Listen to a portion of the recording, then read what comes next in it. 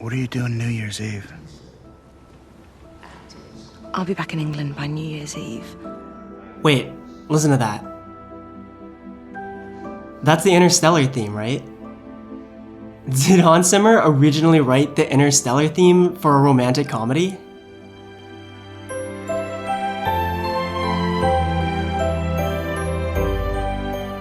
Hello and welcome back to the channel. I just want to say thanks so much for checking out my first video and for all of the feedback. This is a brand new channel, so I'm trying to learn as much as possible and make all of the improvements that I can. First of all, the audio quality. I don't know how I thought I could get away without having a close mic. It's pretty embarrassing for a channel to be talking about music and to have bad audio, so I've got a mic here now. It's the same mic that I used to record cello, so hopefully it sounds a lot better. The video angle, I don't actually have any room to put the camera behind the desk here, but I'll definitely try and look more at the camera. Playing the cello, yes, I will definitely be demonstrating some stuff later on in this video. And what's next? Someone also suggested that I should get more muscular. Okay, thanks again for all the feedback, and we also just hit 1,000 subscribers, so I'm really looking forward to continuing to build this channel and have more discussions with you. It's the holiday season, so I thought it would be the perfect time to dive into one of my favorite scores from the great Hans Zimmer. Today we mostly know him for and even But throughout the 1990s, Hans Zimmer was actually very prolific in, I guess what you would call the comedy-drama genre, with scores like Driving Miss Daisy, Thelma and Louise, Something to Talk About, The Preacher's Wife, and As Good as It Gets. In 2003, he scored Nancy Meyers' film, Something's Gotta Give, and they followed up the partnership in 2006 with Nancy Meyers' next film, The Holiday. That's what we're going to be taking a look at today, Hans Zimmer's score for The Holiday, and particularly the track Maestro, which is essentially an overture that plays during the opening of the film. The overture is something that you see less and less in films today. Traditionally, operas and ballets would have an orchestral number right at the beginning, and earlier films would have opening credits that would feature an instrumental score in the background. I think the typical approach from directors and studios today is that opening credits slow down the film, or that the text takes you out of the experience, and so they opt instead for a more direct, I guess, immersive entry point for the film. But The Holiday has a pretty genius opening sequence that juggles a lot of elements and sets up the film for success in many ways, and the music is a huge part of that. One of the most important things that the overture or the opening music has to do is establish the soundscape for the film. What does this world sound like? And how can we introduce those elements in the beginning so that they are familiar and they're not jarring later on when you hear them, or so that they stand out when they're meant to draw attention later on.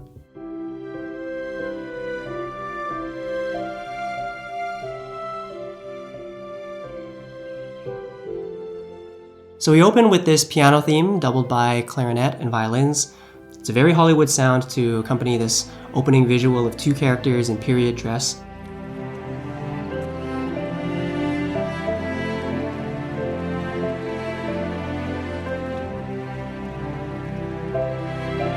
The violins take over the melody. There's some really nice lush strings.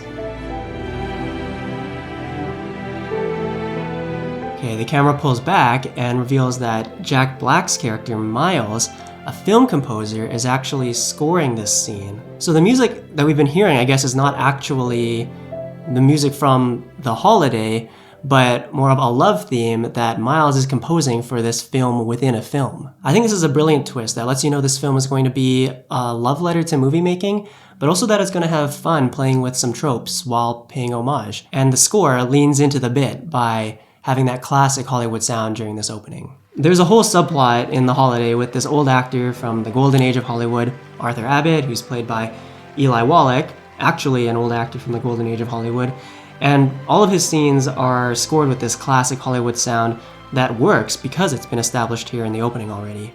And here's where we really get into the music of The Holiday.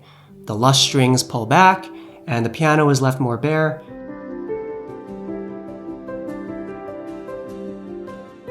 The acoustic guitar adds a tender, contemporary vibe to the soundtrack. This is a comedy drama after all, so the soundscape needs to be cozier and more intimate. I have found almost everything ever written about love to be true. The narration also adds another challenge for the score. This isn't just about dropping the volume level when the narration comes in, it's also about creating more space in the frequency range that the voice occupies so that the music isn't competing for attention. So here this is done by taking out instruments like the violins and placing driving elements like the drums around the narration. It was Shakespeare who also said, "Love is blind." It can be really tricky to do this without losing any of the momentum in the music, but I think it's done really smoothly here.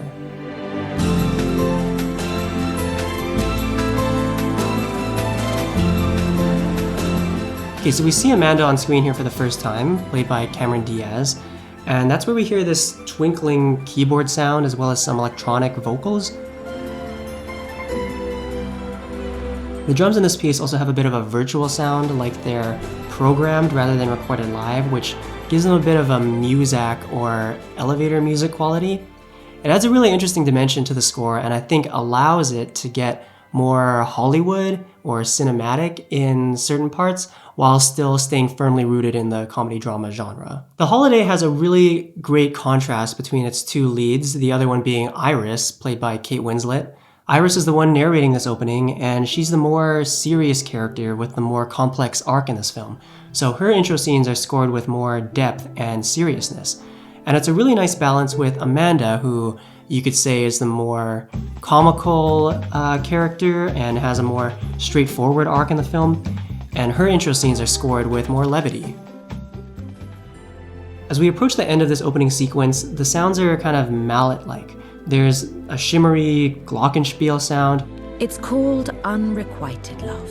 And also a more muted sound, kind of like a marimba.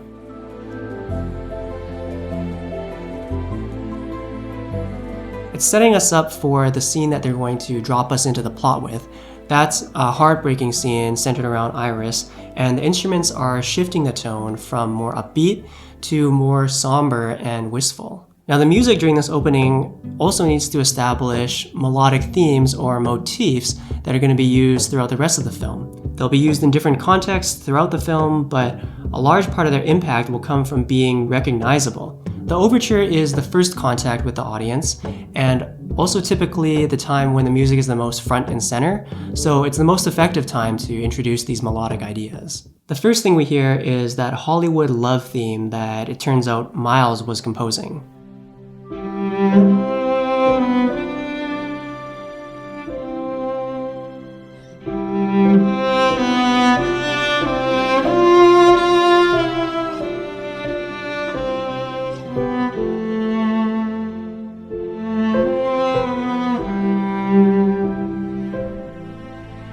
After the reveal that this music is actually being composed by an in-world character, we don't necessarily expect it to be part of the score of the film going forward. And we don't actually hear it again for the next hour and 20 minutes until more than halfway through the film. It's after the reveal that Graham, played by Jude Law, is a widower raising 2 daughters. He and Amanda had already hooked up earlier, but this is the first time that Amanda finds out and gets to meet his adorable family. Graham's daughters, especially Olivia, really get along with Amanda, and there's this feeling that she fits in so well with their family. Amanda finally gets to see Graham for who he is, and he welcomes her into his family. And that's the moment we hear this love theme again.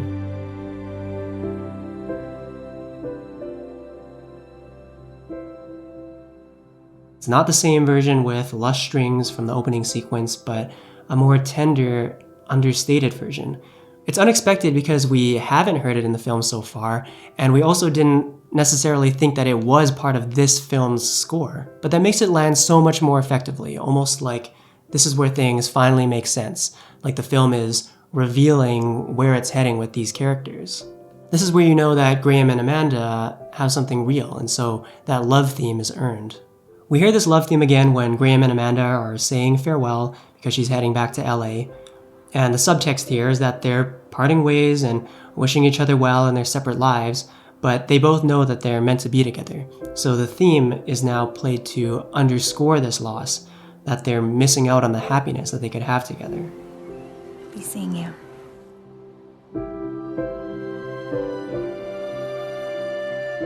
The last time that we hear a version of this theme is when Amanda is in the car after leaving, cries for the first time in years, and realizes that what she has with Graham is real.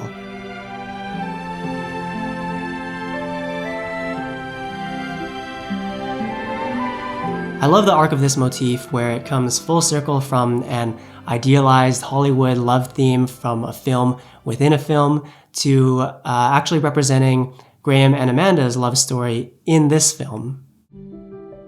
The next motif in the opening sequence is this upbeat arpeggio melody that starts to play right after the love theme.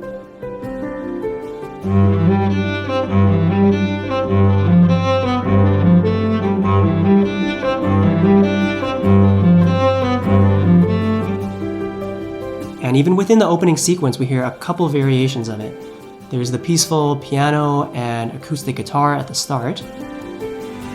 And then later in the sequence, we have this violin and electric guitar version that's more triumphant and energetic. The motif is used a couple times throughout the film as transition music, particularly for Iris when it looks like things are starting to look up for her. I've got a life to start living. And then towards the end of this film, we hear an expanded, triumphant version of this theme on guitar and synthesizer when Iris finally rejects Jasper and decides to move on with her life. Turn around! And we also hear an electric guitar version after Amanda has that first cry and decides to go back to Graham. So this motif comes to represent internal victories for both of our lead characters, and it feels like a satisfying completion of their arcs because it was first introduced in this opening sequence. Okay, the last motif I want to talk about from this opening scene is also the one that transforms the most throughout the film. I'm going to call it Iris's theme, and the association with Iris is established right away because it starts playing right when Iris, the narrator, starts talking about herself.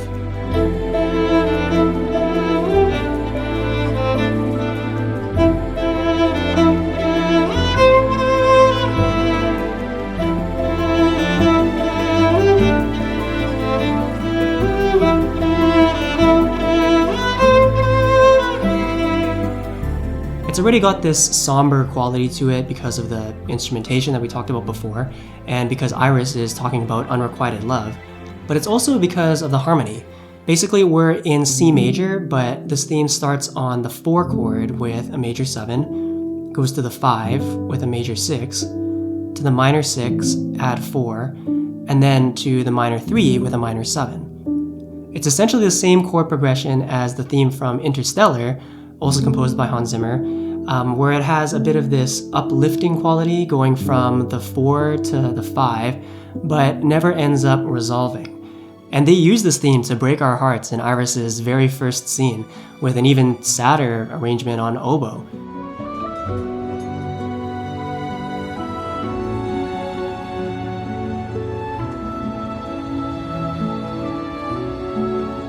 I mentioned that this chord progression doesn't resolve.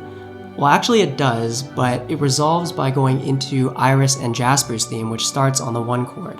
When we meet Iris, she's in love with Jasper and devastated that he doesn't love her back. Internally, she's basically trying to answer her situation through a relationship with Jasper, even though this is doomed.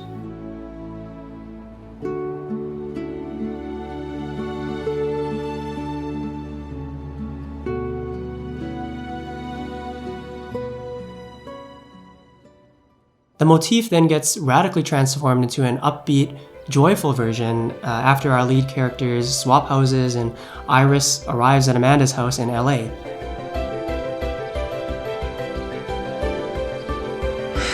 Shit. It's happy, but I think it's meant to be a surface level emotion where Iris is excited to have escaped to a new setting, far away from her problems, far away from Jasper, where she can self-care and forget about the unrequited love that she's experiencing. We hear Iris's theme again, closer to its original form, after the first time that she meets Miles, Jack Black's character. I think it suggests that she's opening up to the possibility of moving on with her life. And then it plays again in a more lilty, uplifting variation after Miles attends her dinner party, where she realizes that they have a genuine connection. It is officially crazy weather. Jasper shows up in LA to introduce some last-minute drama, and we hear Iris's theme played somberly.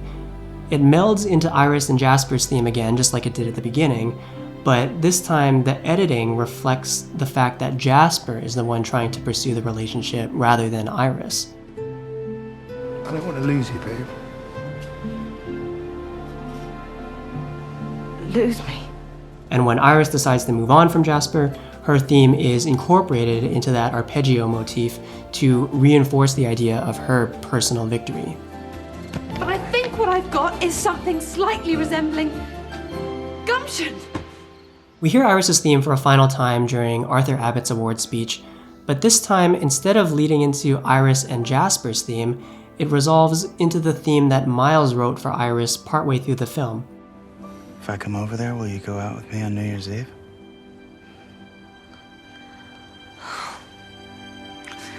Love to.